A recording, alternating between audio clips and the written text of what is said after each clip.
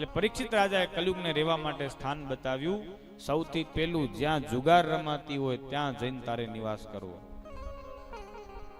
જ્યાં જુગાર રમાય છે ત્યાં કલયુગનો નિવાસ છે, ત્યાં કલયુગ આવીને વસે છે. જુગાર છે એ કલયુગનું ઘર છે મહારાજ. એટલે જુગાર ક્યારે ના રમવી જોઈએ. શ્રાવણ મહિનામાં ના રમવી જોઈએ. ના રમવી જોઈએ એટલે ન જ રમવી જોઈએ.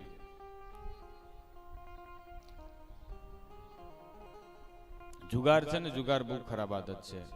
અનેકો પરિવારોનું ધોવાણ થઈ જાય. પછી જુગારે ઘણી બધી પ્રકારની, હવે તો અત્યારે તો મોબાઈલ ના બધું આવતા આધુનિક જુગાર થઈ ગઈ, કેટલી બધી ટેકનોલોજી વાળી. હવારે કરોડપતિ હોય તો હાંજે રોડપતિ હોય, કાંઈ ખબર પડે નહીં ક્યાં ગયું તો કે ગયું. માણસના ઘરમાં કોઈ બીમાર વ્યક્તિ હોય ને, માણસના ઘરમાં બીમારી આવે ને, એટલે જે બીમાર વ્યક્તિ હોય ને એ એક જ વ્યક્તિ પીડાય. માણસના પરિવારમાં બીમારી આવે એટલે જે બીમાર હોય ને એ એક જ પીડાય. પરંતુ માણસના ઘરમાં જો કોઈક જુગારી હોય ને તો આખું ઘર પીડાય.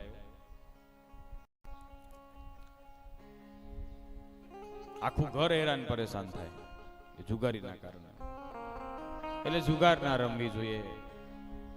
જુગારમાં કલયુગનો વાસ છે મહારાજ. એ મારી તમારી મતિને બુદ્ધિને બગાડે છે.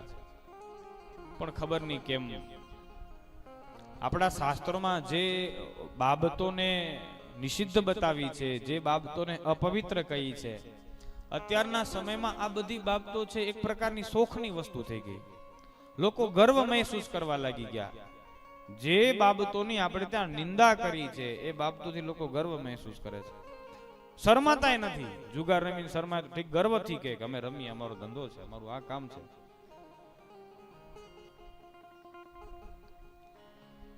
શ્રાવણ મહિનો, એમાં પણ શ્રવણ શબ્દ ઉપરથી બનેલો છે. આ શ્રાવણ મહિનો છે. શ્રાવણ મહિનામાં ભગવાનની કથા સાંભળવી જોઈએ, ભગવાનનું ભજન કરવું જોઈએ, ભગવાનનું કીર્તન કરવું જોઈએ. પણ શ્રાવણ મહિનામાં આપણે જુગાર રમીએ. ઘણા દોડડાયા તેમ કે અમે શ્રાવણ મહિનો નહીં, ખાલી હાતમ ને આઠમ 2 દી રમીએ. તો બહુ મોટું પરાક્રમ કરો છો, 2 દી રમો.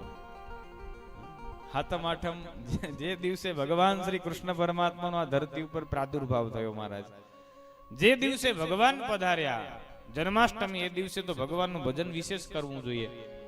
અને એ દિવસે આપણે હાથમાં પત્તા લઈને બેઠા હોઈએ, જુગારમાં બેઠા હોઈએ તો એ યોગ્ય નથી.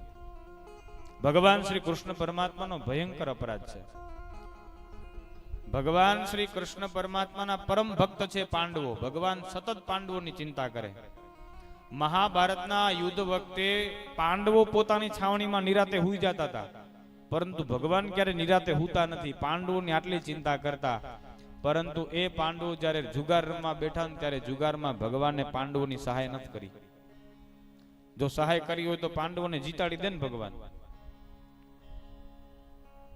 એ જ્યારે પાંડવો જુગારમાં બેઠા ત્યારે ભગવાને પોતાનો મોબાઈલ બંધ કરી નાખ્યો. ભાઈ મને બોલાવવાનું નહીં તમારે.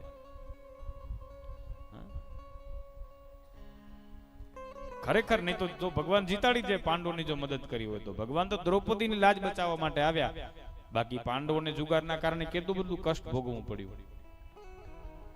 ઘણા તો એમ કે અમે તો ખાલી ઘર ના રમીએ, બારે ક્યાં રમવા ના જઈએ. તો આ કૌરવો ને પાંડવો તે ઘર ના જતા, બહારના કોઈ નહોતા. ઘરના જતા ને હગા કાકા મોટા બાપુના દીકરા હતા. પણ તો જોયું કેવો વિનાશ થઈ ગયો જુગારના કારણે.